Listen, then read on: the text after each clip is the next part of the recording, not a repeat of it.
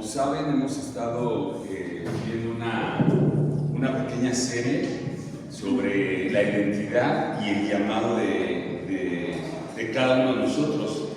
Empezamos, con esta sería la cuarta semana de este estudio bíblico basado ahí en Efesios capítulo 2, versículo de 1 al 10. Y bueno, este estudio de mi identidad en Cristo y mi llamado es algo que dentro de la vida cristiana, y no solamente por ser la vida cristiana, sino es el llamado que todo ser humano tiene para esta vida. Aún aquellas personas que no conocen del Señor no están fuera de este llamado. El punto es que cuando no has reconocido a Cristo Jesús como tu Señor y Salvador, y el Espíritu Santo no habita en esta persona que no ha reconocido al Señor, obviamente no puede ejercer ese llamado, porque entendemos que ese llamado y esa identidad que cada uno de nosotros tenemos, la tenemos en Cristo Jesús. Es decir, no es un llamado y una identidad que cualquier persona puede tener, solamente la persona que está en Cristo. Si se acuerdan, y lo mencionaba José en la parte que le tocó a él, entendemos cuando vimos en Lucas 4:18, cuando el Señor Jesucristo cuando va a iniciar su ministerio y hace esta declaración: el Espíritu del Señor está sobre mí, porque me ha ungido para dar buenas nuevas de salvación. ¿Recuerda? Esta declaración que él hace es ese llamado que él tiene, que él tuvo, que él ejerció durante su ministerio aquí en la tierra, pero que continuó aún después de la muerte.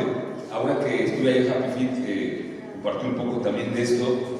Les decía que muchas veces como creyentes pensamos que ese llamado del Señor se terminó en la cruz, pero yo les decía, no terminó en la cruz, sino se extendió en la cruz, porque precisamente cuando Él muere y resucita y asciende a los cielos, entonces cuando el Espíritu Santo viene después y mora en cada uno de nosotros, ese llamado se extiende a través de nosotros, de tal manera que ese llamado también es para nosotros. Pero hablábamos, cuando empezamos esta serie de estudios, lo primero que vimos nuestra condición que teníamos cada uno de nosotros antes de Cristo. Habíamos visto que estábamos muertos en nuestros delitos y pecados, que estábamos siguiendo el curso de este mundo. Y si tú piensas en tu vida, acuérdate, ¿dónde estabas? ¿Dónde andábamos? Estábamos perdidos, buscando otras cosas de este mundo. Vivíamos bajo la influencia del príncipe de la potestad del aire, que veíamos ahí en el versículo 2 de Efesios, y veíamos que éramos guiados por los deseos de nuestra carne, guiados totalmente por lo que nuestro deseo mundano quisiera. Entonces esa era nuestra posición sin Cristo. Y veíamos ahí algunas implicaciones. Decíamos que al entender de dónde nos sacó el Señor, necesariamente eso tendría que implicar en nuestra vida vivir con humildad, con amor y agradecimiento a Él.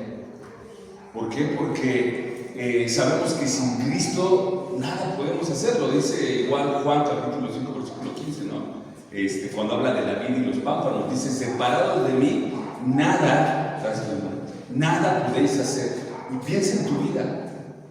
Igual con algunos amigos, ahora que fuimos a la conferencia, estaban pasando por ciertas situaciones en su vida. Yo les decía: imagínate eso que hoy estás pasando unos años atrás cuando estabas en Cristo. ¿Cómo lo estarías viviendo? Entonces él me decía: no, pues la verdad es que primero no estaría aquí, estaría tomando, estaría en un bar, estaría en las drogas. Y a lo mejor tú podrías decir: bueno, yo no estoy en las drogas, para mí no era un vicio, ni el alcohol, ni la droga, ni fumaba. Pero ¿dónde estarías al día de hoy? ¿Qué estaría pasando en tu mente y en tu corazón? ¿Cómo estarían tus emociones? ¿Cómo estarían tus pensamientos si Cristo no habitara en tu corazón? Entonces decíamos que eso nos tiene que llevar a vivir en humildad y gratitud por lo que Dios nos hizo, de dónde nos rescató, ¿no? Entonces, una vez entendiendo cuál era nuestra condición antes de Cristo, el segundo miércoles vimos cuál era nuestra nueva identidad en Cristo, que creo que Martín, ¿verdad? Nuestra nueva identidad en Cristo, y veíamos que nuestra nueva identidad en Cristo es vivir bajo un Dios que es rico en misericordia. Y entendemos que lo que es misericordia. Dice también la palabra de Dios que por sus misericordias no hemos sido consumidos. Esa misericordia es ese corazón que tiene Dios por la miseria del hombre. Pero también la podemos ver, esa misericordia, al no darnos lo que realmente merecemos.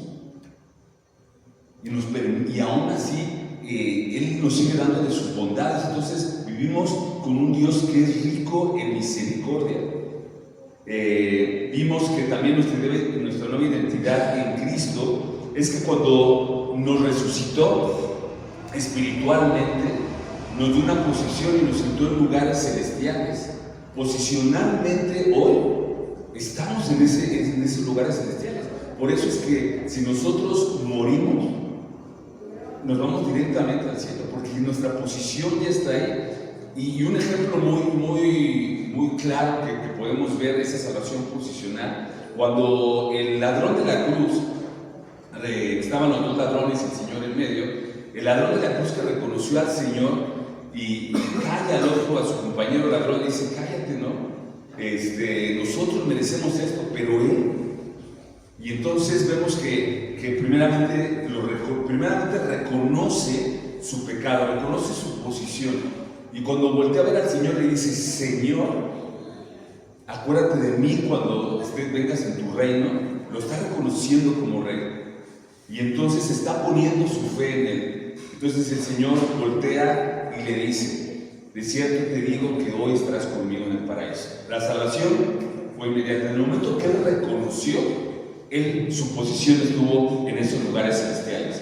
Solo faltó unos minutos para que ese ladrón muriera y se fuera a la posición que ya tenía por la fe. Entonces nosotros ya tenemos esa posición, esos lugares celestiales. Veíamos también que somos ahora en nuestra nueva identidad, somos testimonios de la gracia de Dios. ¿Y cómo aplica ese testimonio de la gracia de Dios?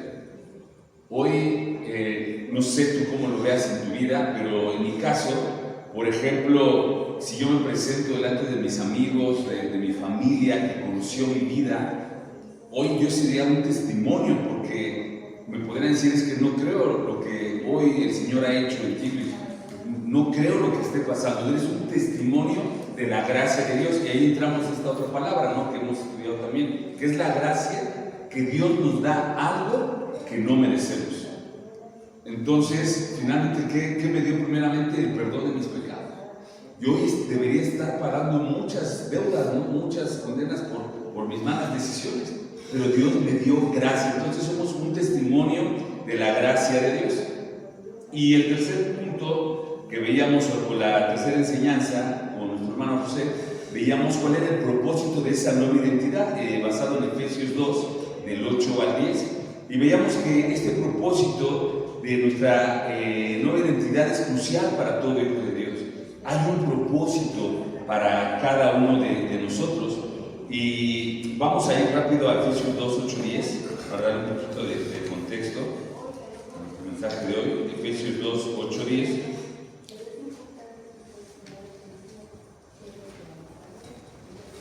Dice Efesios 2, 8, 10. Dice: porque por gracia sois salvos por medio de la fe, y esto no de vosotros, pues es don de Dios.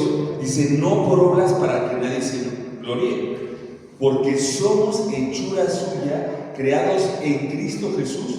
Y aquí es donde entra el propósito, cuando dice para buenas obras, las cuales Dios preparó de antemano para que anduviésemos en ellas. Es decir, y era bien importante que pudiéramos entender esto: el que hoy tú estés aquí, el que hoy tú seas un hijo, una hija de Dios, tiene un propósito, y tiene un propósito eterno, no solamente en tu persona, sino a través de tu persona. Es decir, no llegamos a Cristo y decimos: ya estoy salvado, de la que me libré. No, hay un propósito eterno que Dios tiene para ti. ¿Y cuál es? Primeramente, alcanzar a tu familia, ¿no? Alcanzar a tus familiares cercanos, alcanzar a tu vecino, compartir justamente de la misericordia y de la gracia que recibimos de Dios. Ese es un propósito para cada uno de nosotros. Y mira, muchas veces en las iglesias se enseña, y es un error, y recuérdenme si alguna vez lo enseñan así, es un error cuando hablamos, por ejemplo, del evangelismo. Decimos, oye hermano, ¿puedes ir a evangelizar? Es que no es mi don, ¿no? Muchas veces, aunque es bíblico y vemos que dieron ciertos dones, pero el evangelismo es un mandato. Lo conocemos en Mateo 28, ¿no? Dice, por tanto, id y hacer discípulos. No dice, por tanto, id y hacer discípulos el que tenga el don del evangelismo, o el que tenga el don. Dice, por tanto, id y hacer discípulos. O sea, ahí no está mal decir, es que como no es mi don, no lo hago. Es una mala manera de enseñar sobre los dones. Los dones que el Señor dio, si bien cada uno de nosotros tenemos ciertas habilidades, pero todos los dones los tendríamos que practicar de una u otra forma. ¿Por qué? Es como el fruto del Espíritu Santo. El fruto, entonces yo podría decir, bueno, yo nada más tengo el fruto de la paciencia, pero la mansedumbre no. O yo nada más tengo el fruto del amor, pero de la templanza no. ¿Me explico? Cuando el Espíritu Santo llegó a tu corazón, no llegó en partes. No llegó nada más un cachito. Ay, aquí te doy un cachito del Espíritu, aquí te doy otro cachito. Se supone que si tenemos al Espíritu Santo dentro de nosotros, se dio completamente. Y es por eso que también está mal dicho cuando decimos los frutos, y a mí se me sigue saliendo a veces, ¿no? Porque así me lo enseñaron, pero no son los frutos del Espíritu Santo, es el fruto del Espíritu Santo. Y es amor, gozo, paz, paciencia, bondad, benignidad, fe.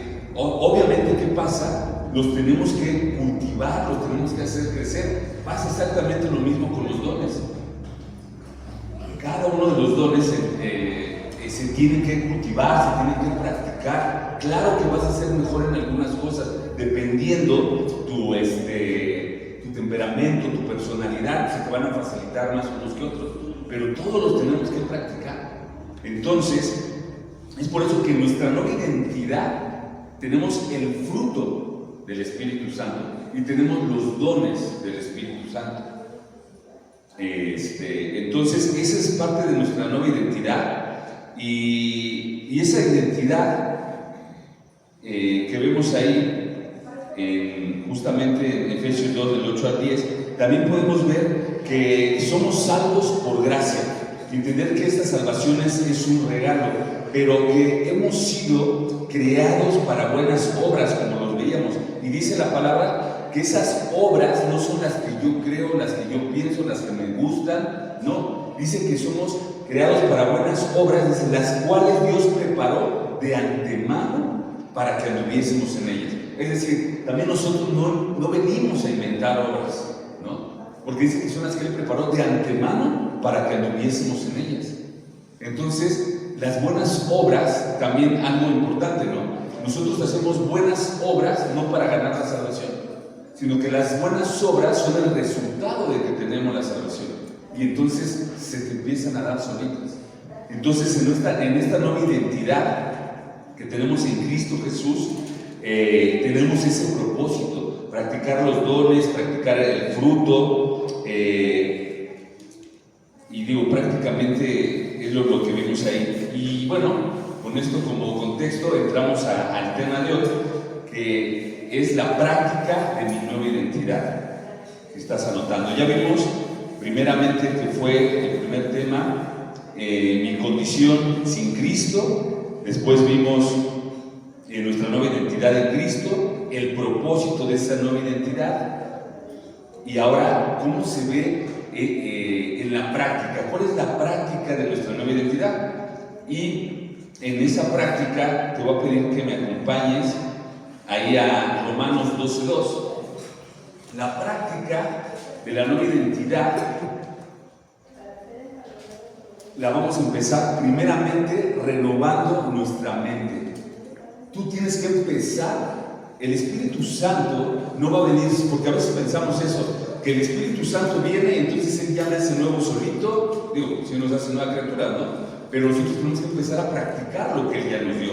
Dice Romanos 12:2, no os conforméis a este mundo, sino transformaos por medio de la renovación de vuestro entendimiento, para que comprobéis cuál es la buena voluntad de Dios, agradable y perfecta. Entonces dice, y este conforméis y este transformaos, es un verbo en presente y es un verbo activo, es decir, que si fuera un verbo pasivo, diría, y entonces Dios te transformará. Entonces quiere decir que nosotros no hacemos nada y entonces alguien más nos transformará a nosotros, entonces yo puedo esperar. No, estos dos verbos están en activo, es decir, son una acción que nosotros tenemos que realizar. Entonces dice, no os conforméis, no te hagas a la forma de este mundo. El ejemplo que siempre ponemos, cuando los zapateros van a hacer un zapato, nosotros vemos el zapato, sobre todo los zapatos de vestir, ¿no? Y sobre todo los hombres, tienen ya una cierta forma el zapato. Ese molde se lleva, se hace de esa forma porque lo ponen justamente en el molde, lo acomodan, lo conforman y pasa un proceso para que esa piel, ese cuero se amolde al molde, ¿no? Valga la redundancia. Entonces se amolda. Entonces por eso dice, no os conforméis. Yo al principio pensaba, era como no seas conformista, ¿no? Pensaba que eso significaba la palabra, no conforméis, no te hagas a la forma de este mundo, sino transformados por medio de la renovación de vuestro entendimiento. ¿Qué sería hacernos a la forma de este mundo? Actuar y pensar como el mundo lo dice. Si tienes una situación en casa, con tus hijos, tu esposo, tu esposa, y tú le pides un consejo a alguien del mundo, ¿qué te va a decir? No, hombre, por menos ya lo hubiera dejado, ¿no? Por menos ya lo hubiera dejado. ¿Cómo es posible? ¿Cómo lo aguantas? ¿Cómo lo aguantas? Oye, ¿tu compañero de trabajo te hizo eso? ¿O tu compañera? No, hombre. Y te dan consejos del mundo. Entonces, eso empieza a conformar tu mente a cómo el mundo actúa. Pero Pablo le dice a los romanos, no te hagas a la forma de este mundo, sino transfórmate por medio de la renovación de nuestro entendimiento. ¿Cómo se va a dar la renovación de nuestro entendimiento? Ahí está hay una ley de... Ay, se me fue el nombre, no sé si te acuerdas, bueno, esta ley de que tienes que desechar para tomar algo nuevo y vestirte, ¿no? Que también lo vemos en Efesios. Tienes que desechar todo lo malo, sacarlo de tu mente y entonces renovarte. Por eso dice renovarte. Cuando vas a renovar tu guardarropa, ¿qué haces? Y más con mujeres. Empiezan a ver qué les queda, esto ya no me gusta, ya se hizo feo. ¿Y qué haces? Lo tienes que sacar, porque no puedes meter algo nuevo, y sobre todo a las mujeres, porque no les cabe en su closet, ¿no? Nosotros los hombres pues, tenemos nada más 2 o 3 pares de pantaloncitos, unas playeras y ya, pero las mujeres, todo su closet así. Entonces, forzosamente tienen que sacar para renovar. Entonces, es la misma idea. No os conforméis a este mundo, sino transformados por medio de la renovación de vuestro entendimiento. Y fíjate lo que dice, para que comprobéis. Es decir, el Señor te dice, pruébame, para que comprobéis cuál es la buena voluntad de Dios agradable y perfecta. Si tú haces esto, si tú empiezas a transformar, tu mente empieza a renovar con la palabra de Dios esos pensamientos, tú vas a comprobar cuál es la buena voluntad de Dios agradable y perfecta. Vas a empezar a ver esos cambios en tu vida. Y eso yo sé que lo has experimentado, ¿no? Entonces, bueno, el estudio de la palabra de Dios de manera práctica, como la práctica de mi nueva identidad, para renovar tu mente, dedica tiempo diariamente a leer y meditar en la Biblia para entender mejor quién eres en Cristo y cuál es su voluntad para tu vida. Y eso solamente lo vas a entender si lees la palabra de Dios. No lo podemos entender si leemos el Memín Pingüín, esas revistas que bueno, que yo creo que nada más los grandes las conocemos, ¿verdad? Entonces, no lo vas a renovar así, sino con la palabra de Dios. Otra manera en la práctica de renovar tu mente es con la oración, pidiendo la ayuda del Espíritu Santo para que transforme tu mente y te dé la sabiduría en las decisiones diarias. Ahora, yo sé que tenemos una lucha con las influencias, una lucha con el mundo, con lo que vemos. Pero justamente estamos viendo en Santiago 1:5, ¿no? Dice la palabra de Dios que si alguno tiene falta de sabiduría, pídala a Dios. Dice, el cual os dará abundantemente y sin reproche. Cuando yo entendí esto me encantó, porque dije, ok, dice que lo dará a Dios y sin reproche, es decir, no te va a decir, no te lo doy porque mira, eres un pecador. Si tú estás pecando y entonces ya porque un día te portas bien y vas a los pies del Señor y le dices, Señor, oye, fíjate que estoy pasando una necesidad económica, sí, fue por la consecuencia de mi pecado, pero por favor me ayudas, vas a tener que pasar un proceso.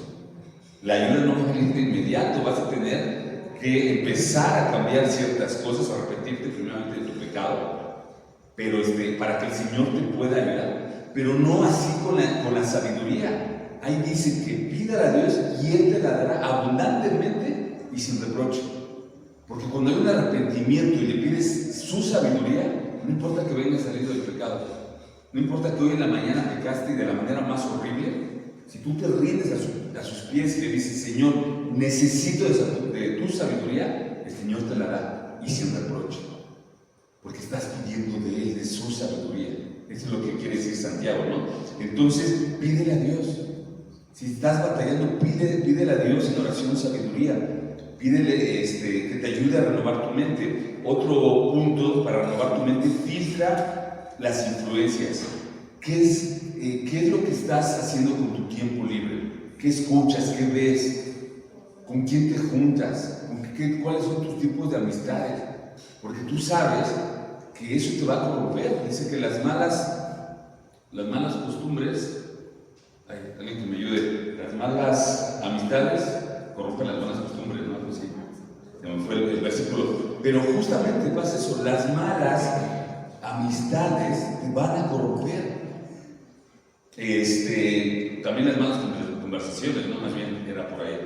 Ok, entonces filtra las influencias, lo que llega a tu mente. Apártate del pecado, obedece a Dios, ten comunión diaria con otros creyentes. Entonces, segundo punto, ¿cómo se ve la práctica de tu nueva identidad? Vivir una vida santa.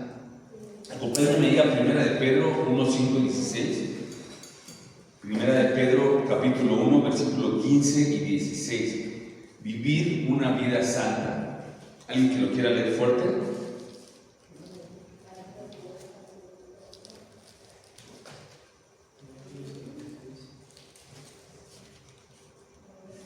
Sino como aquel que os llamó es santo, sed también vosotros santos en toda vuestra manera de vivir, porque escrito está, sed santos porque yo soy santo.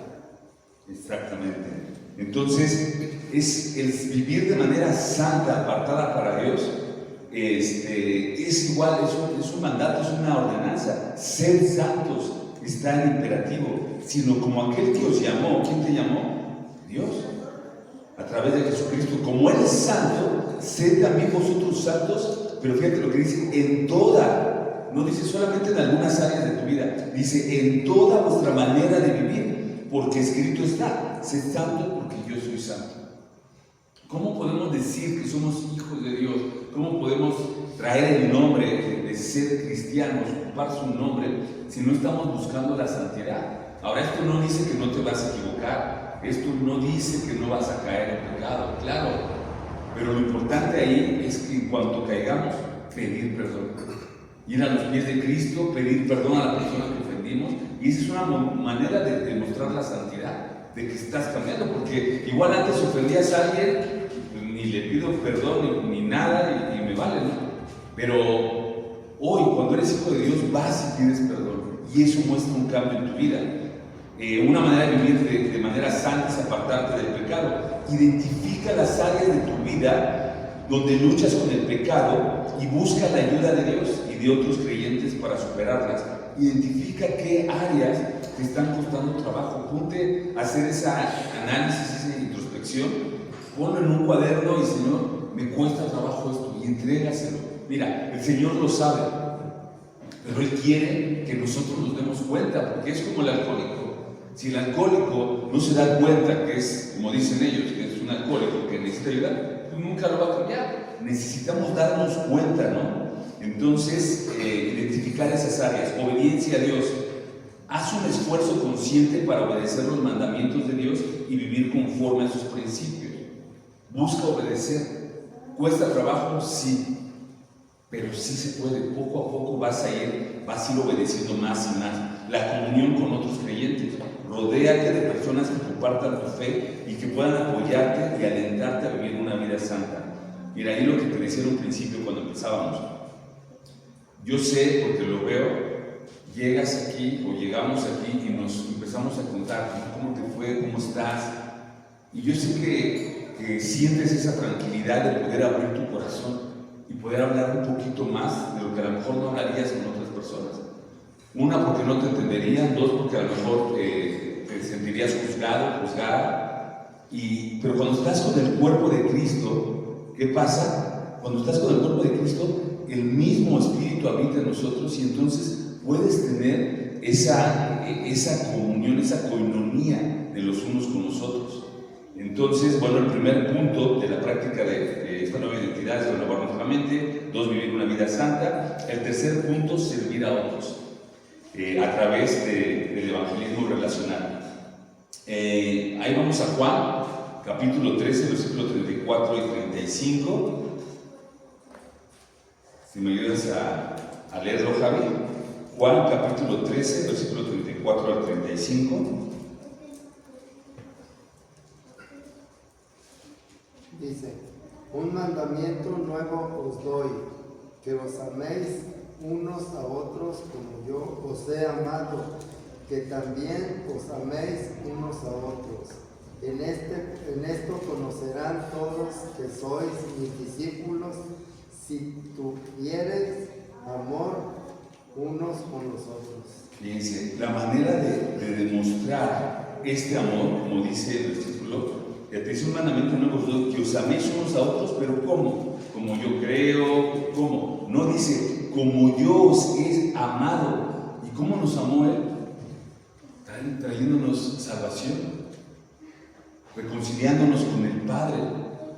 En nosotros está también este mandato, y lo que vemos en Lucas 4:18, ¿no? Dice que vayamos y que sanemos a los quebrantados de corazón, que liberemos a los que están en cautiverio, que le demos vista a los ciegos y que demos libertad a los oprimidos, que proclamemos el año agradable del Señor. Esa es la manera de mostrar el amor. Me acuerdo cuando fui, ¿no? Que iba, cuando estaba en su iglesia anterior, que me comentaba que iba a entregar las tortas al hospital, ¿no? Muy contenta. Llega un día y me dice, estaba yendo con un estudio de querigma o algo así en la iglesia de ahí, ¿no? Y entonces llega muy contenta porque sabía que pues, nosotros también hacíamos buenas obras, ¿no? Me dice: es que vamos a ir porque nos juntamos los del querigma y vamos a ir a dar tortas al hospital. Y yo dije: wow, qué padre, qué padre. ¿Y qué es lo que hacen? ¿Cómo está? No, pues nada más llegamos y les damos tortas y café. Pero vas de parte de tu iglesia, ¿no? Sí. ¿Y no les habla nada de Dios? No. Entonces, ¿cuál es el chiste? Digo, solamente lo que va a hacer es mandar los panzones al infierno, porque si no vas y no compartes la palabra de Dios, ok, tenemos que hacer la buena obra, claro. Ahora, también no quiere decir que para hacer una buena obra de ese tipo, y si pasa alguien a tu casa y te está necesitado y todo, forzosamente, si no le predicas el evangelio, no le puedes dar nada. No, tampoco, ¿no? Porque Dios nos llamó a hacer obras de misericordia, ¿no? Pero si está haciendo un evento así, lo importante no es el alimento, es como Happy Feet. El Happy Feet, nosotros vamos a entregar zapatitos a cubrir una necesidad, pero realmente ese no es el objetivo. El objetivo es llevar el evangelio, porque lo hemos dicho, ¿no? En esta ocasión juntamos 2,000 pares de zapatos, fueron muchísimos, pero no todos son nuevos, porque pues, no nos dan los recursos. Y hay veces que damos zapatitos que no están tan, porque son de los que nos dan usados, que no están tan bonitos. Y en una ocasión me tocó, en una de esas comunidades, llegó un niño con sus tenis bonitos, y el único par que yo tenía para darle estaba más feo que el que él traía. Ahí fue cuando yo le dije a Pastor Paco, le dije: Paco, vamos a esforzarnos por dar zapatos nuevos, porque me dio vergüenza, o sea, darle el zapato más feo que el que él traía, pero ya no había otro par. ¿A qué voy con esto? Esta obra que hacemos es un pretexto, ¿no? Claro que hay que cubrir la necesidad, pero yo te apuesto que cualquier empresa, o por ejemplo Carlos Slim tiene muchas fundaciones donde dan mejores cosas, mucho mejores cosas, y hacen el trabajo mucho mejor que nosotros, pero ese no es nuestro objetivo es llevar el Evangelio. Entonces, el servir a otros es parte de nuestra nueva identidad. Si vamos a llevar tortas o café que la otra vez lo hicimos allá a un hospital, tiene que ir acompañado de la palabra de Dios, porque eso lo vemos, no es algo que inventamos nosotros, lo vemos en los evangelios. El paralítico que te descendió por el tejado, ¿qué fue lo primero que le dijo Jesús? No le dijo, ok, pues te voy a sanar, perfecto, levántate y anda. Pero oye, espérate, déjame perdonarte tus pecados, se me estaba pasando. No, lo primero que le dijo el Señor, tus pecados te son perdonados. Y lo otro platicaba con Frío. No sé si el mismo paralítico y sus amigos que iban por la ayuda física y de salud, cuando el Señor le dice tus pecados son perdonados, como que tal vez se quedaron, sí, pero porque ellos no ven esa parte espiritual, ¿verdad? Tal vez dijeron, bueno, pero es que yo vine para que me ayudaras a caminar, no para que me dijeras que mis pecados son perdonados, ¿no? Pero vemos la intención del Señor, lo primero es lo espiritual. Tus pecados te son perdonados y después, ahora sí, levántate y anda. Es lo mismo que tenemos que hacer nosotros. Ok, entonces tenemos que hacer actos de bondad, buscar oportunidades para mostrar el amor de Cristo a través de actos de bondad, servicio a los demás, hacer voluntariado, participar en actividades de servicio de tu iglesia o comunidad, utilizando tus dones, talentos para ayudar a quien más lo necesita. Necesitamos empatía y compasión, esforzarte por entender y apoyar a los demás en sus luchas y necesidades, siendo un reflejo del amor de Cristo en sus vidas. Y 4, predicar el Evangelio, compartir la palabra de Dios, las buenas nuevas de salvación con otros, porque esto es parte justamente de nuestro llamado, ¿no? Conclusión de este punto: vivir de manera práctica tu nueva identidad en Cristo implica renovar tu mente, vivir una vida santa, servir a otros a través del evangelismo, y al hacer esto reflejarás la transformación que Dios ha hecho en tu vida y cumplirás el propósito en él. Ahora solamente quiero aclarar algo, ¿no? ¿Qué pasaría con una persona que le has predicado el evangelio y que pues, te ha dicho, ¿sabes qué? No, gracias. ¿Qué harías? ¿Le seguirías ayudando? Diría, ¿qué harías? ¿Tendríamos que seguirle ayudando, apoyando si está en nuestra ciudad? Claro, porque si no hacemos eso, entonces nos convertimos en fariseos y legalistas. No, pues si no escucho el evangelio, pues ahora no le ayudo. Eso es un fariseísmo. Tenemos que seguir ayudando. ¿Por qué? Porque así hicieron con nosotros. Y si la persona ya te cerró la puerta cuando le prediques el evangelio, ahora predícale el evangelio con tu vida, con tu manera de vivir, con tu amor, con tu gracia, con la gracia de Dios y la misericordia a través de ti. Y no sabemos si en algún momento Dios lo va a alcanzar, pero estamos llamados a hacer obras de misericordia. Claro, lo importante es predicar el evangelio. Si puedes, perfecto. Si no puedes, la persona no importa. Tú bendice. Ese es el llamado, porque así lo hizo Cristo. Él nos ha bendecido aún cuando nosotros fuimos necios, cuando nosotros no quisimos escuchar. Él aún así nos amó y nos dio de su amor. Y hoy en día lo hace, ¿no? Dice la palabra de Dios, que Él hace salir el sol para justos y para injustos. Hace llover para justos y para injustos. Él nos sigue bendiciendo. Así que, pues bueno, así terminamos este pequeño estudio. Te vuelvo a repetir los puntos para que te lo lleves en la mente. Nuestra nueva identidad y nuestro llamado nos habla de reconocer de nuestra condición antes de Cristo y de dónde nos sacó. 2, entender que tenemos una nueva identidad en Cristo. 3, que esa nueva identidad trae consigo un propósito. No nada más hemos nacido de nuevo para quedarnos así, sino hay un propósito. Y 4, que tenemos que practicar esa nueva identidad. No podemos quedarnos estáticos. Tenemos que practicarlo, porque ese es nuestro llamado, ¿vale? Así que vamos a terminar orando. Bendito Dios, gracias por tu palabra el día de hoy, Señor. Gracias por darnos la oportunidad de entender que hoy tenemos un nuevo llamado, una nueva identidad en ti, Señor.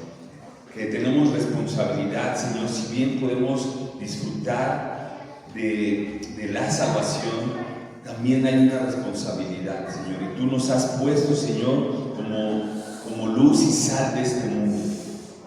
Y dice tu palabra que nadie pone ese candelabro debajo de un almud, que no lo ponemos, Señor, debajo de una mesa, sino que esa luz se tiene que poner en un lugar para que alcance las tinieblas, entonces venga la luz, Señor. Ayúdanos, Padre, a adueñarnos de esa identidad, de ese propósito que tú has dado para nuestra vida, Señor. Ayúdanos a practicarlo día a día, Padre. Y si en algún momento nos está costando trabajo, Señor, danos de tu gracia, tu misericordia, y pon eso en nuestro corazón para seguir transformando nuestra vida, no conformándonos a este mundo, a este siglo, sino renovándonos por medio de la renovación de nuestro entendimiento, Señor. Gracias, Padre, por este día. Gracias porque nos permites conocerte más y más, Señor, con tu palabra. Te bendecimos y te alabamos en el nombre de Jesús.